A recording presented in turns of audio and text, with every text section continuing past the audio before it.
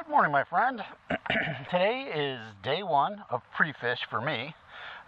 This is Wednesday, tournament Saturday. I'll pre-fish today, Thursday, and Friday, and then Saturday is the tournament. Hopefully I'll find something here that we can catch some fish on a regular basis. One of my stops on this pre-fish expedition here was a point. Now, I got a tip from one of the guys who was leaving the campground, and he said that the bass, particularly in the afternoon, were really keyed up on the shadows. And this was a point, had a shadows, and it had a hard bottom. And so I was throwing a jig thinking this might be a good spot to catch a fish, and yeah, apparently it was. I just love that feeling of that on the end of a jig when you know the fish just picked it up and you swing back on it and it's just solid. It's like, okay, yeah, that's a fish. And this isn't a particularly large fish, but that really doesn't affect the gratification of rearing back and setting the hook and knowing I got him. Fish that are hooked on a jig very seldom get off too. That's a really nice feature as well. So I really love jig fishing. So whenever I can, I will fish a jig whenever it makes sense. And I believe this fish is like 14 and a half inches. Decent sized fish. It's a keeper, obviously not what we're looking for in a tournament, but hey, if I get 5 of those, that would be a nice change for my tournament performance. So I'm pretty happy with that. This was a perfect spot that I found during pre-fish. It has a boathouse in front that provides shade when the sun is setting, and the hill behind it is providing shade in the morning.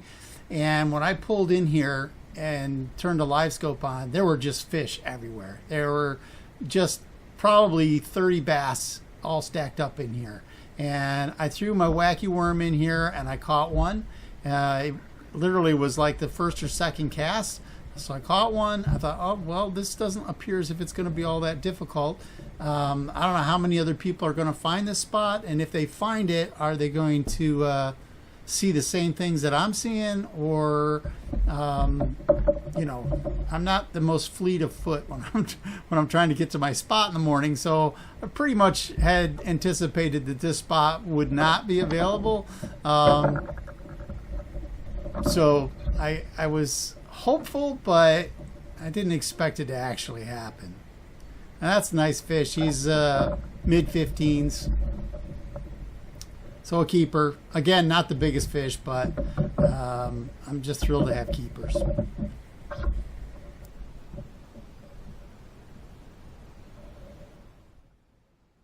Here's my third fish that I caught, and it was caught on a Jamaica rig. There's a stump right there. I saw there were 3 or 4 fish stacked under that stump when I pulled out of that boathouse area, and I just tossed a Jamaica rig in there to see if they would bite Jamaica, and bam! Didn't take much. That was an awful cast. It landed about 3 feet from that stump, but he came out and got it.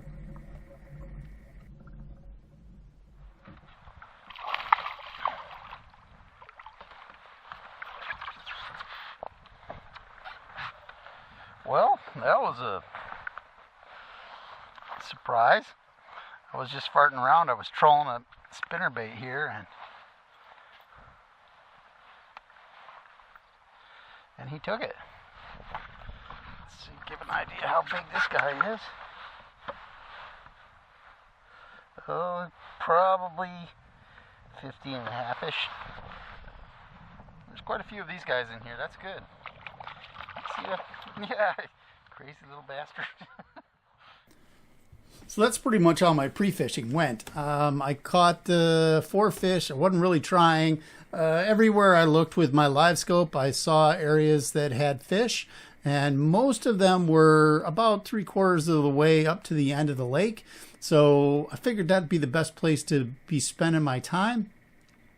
And the next day I went pre-fishing again. I caught 1 fish, but it was basically, hey, this looks like it's a perfect spot. It's another boathouse and it's in the shaded area, and I threw in a wacky worm, caught a fish, and said, "Yep, okay, they are where I expected them to be."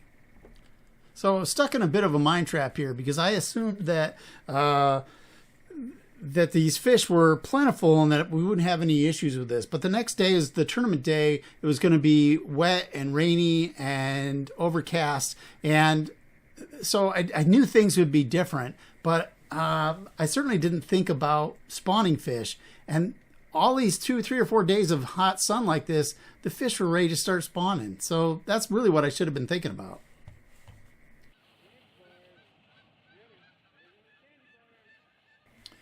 And this happened in the evening after our last day of practice. The Oregon Fish and Wildlife Department rolled in with this tanker truck full of trout. And just unceremoniously started dumping them into the lake. Now, a lot of people were concerned that the bass would like concentrate around these fish, trying to pick them off. And I'm sure that there were some bass in the area that were big enough that they could comfortably eat these fish, but I don't really think it was that big of a factor in the tournament itself. So some people wanted to come back here and fish this section just because they just assumed it would attract a lot of large bass, but I really don't think that was the case. And the trout did disperse to a certain extent, but there were, even at the beginning of the tournament, there were still clouds of these trout in that general area, which is where we launched from. This is morning of the tournament, and we got 1, 2, 3, 4, 5, 6, 7, 8, 9, 10, 11, 12, 13 kayaks at this launch. And of course you get the obligatory black launch video. There you go, everybody gets to see that. And we're about 3 or 4 minutes out from the human powered kayaks being able to go, and the excitement builds.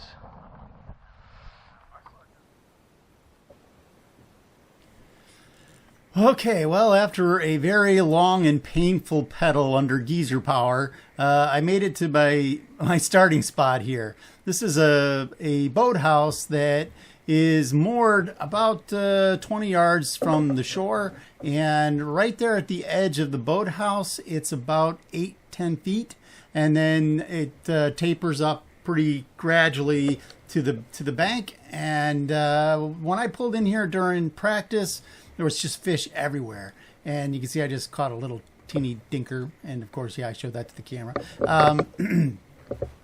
And this is what I was catching early on in the morning. I just kept catching a bunch of these little dinkers, and it was rather frustrating because when I pulled in here, I expected to be able to get at least 3, maybe 4 fish out of here pretty quickly, because in practice there were fish just absolutely everywhere. And so my confidence is shaken just a little bit. Now, I caught fish with a jig, a wacky worm, a Jamaica rig, and a spinnerbait in practice. And I've been trying all these here, and this is the first fish that I got to bite, and it was on a jig. And, like they say, the bigger fish bite the jig. Well, that was the case in this scenario.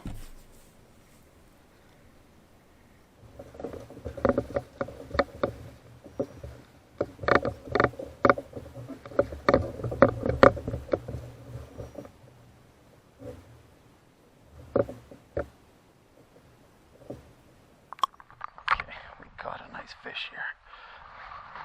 Let's get it measured up.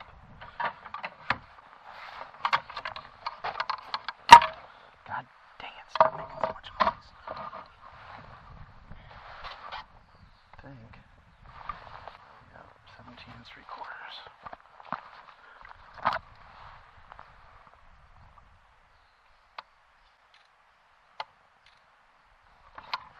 There you go. So, 17 3/4 inch fish. That lifted my spirits a little bit. I think that this was 9 o'clock when this happened.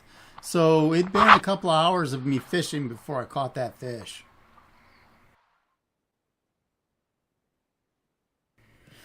Now, since I caught that big fish on the jig, I continued to fish with the jig, and it only took about 30 minutes to get another bite here.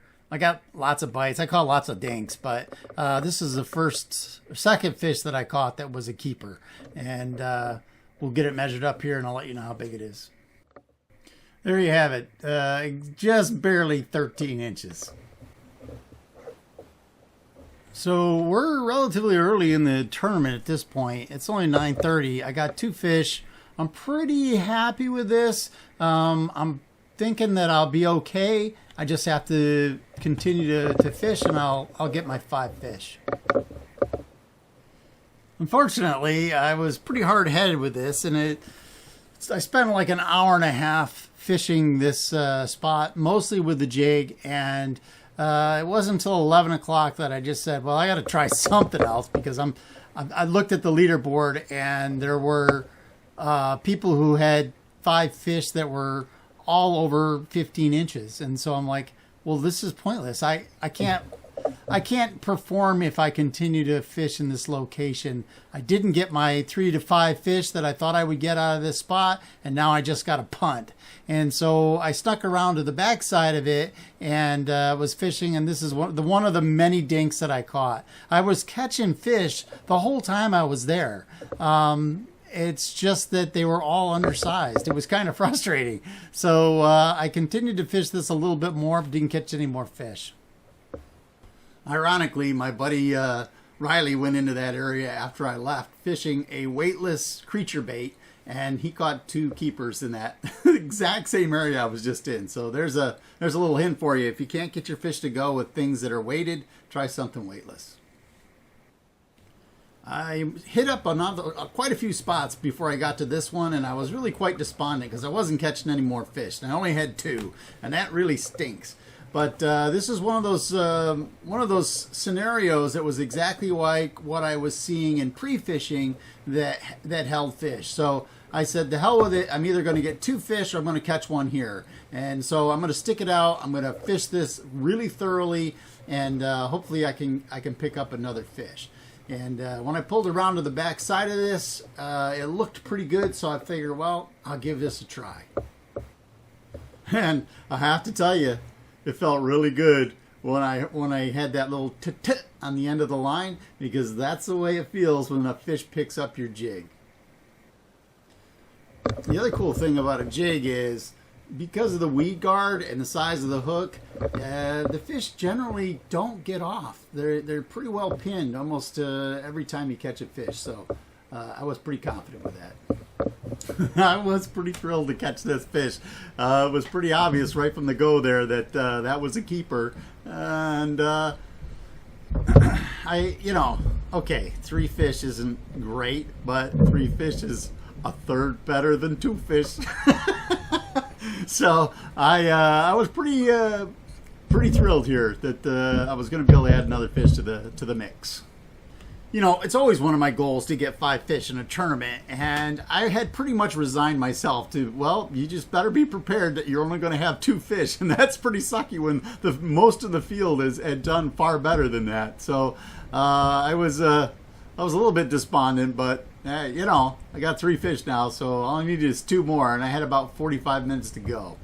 Unfortunately, none of the other spots I hit on the way back produced any fish, so I'm down to about 10 minutes when I find this dock. And one of the things that I can tell you from my experience on pressure fish, the way that they discriminate on the lures that they will bite is whether or not it lands right in front of their face. If you get it deep inside a structure like this, a lot of times they will bite when they wouldn't bite any other time.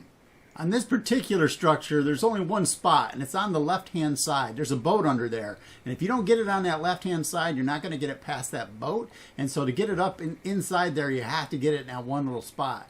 And my first cast missed, And this structure's been hit by just about everybody who's come back. And so it's been fished a lot. There's probably 8 or 10 people who've tried to fish this already.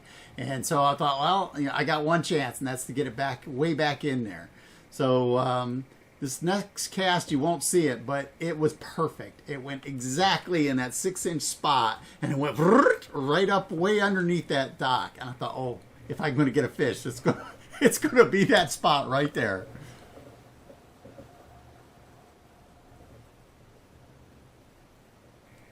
And sure enough, after a couple of seconds of it being underneath that dock, I noticed that the line was swimming back towards me.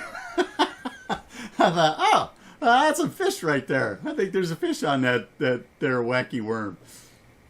I can also tell you that there is a high degree of elation when I see that rod bend over, and it appears as if I've got a fish on the line.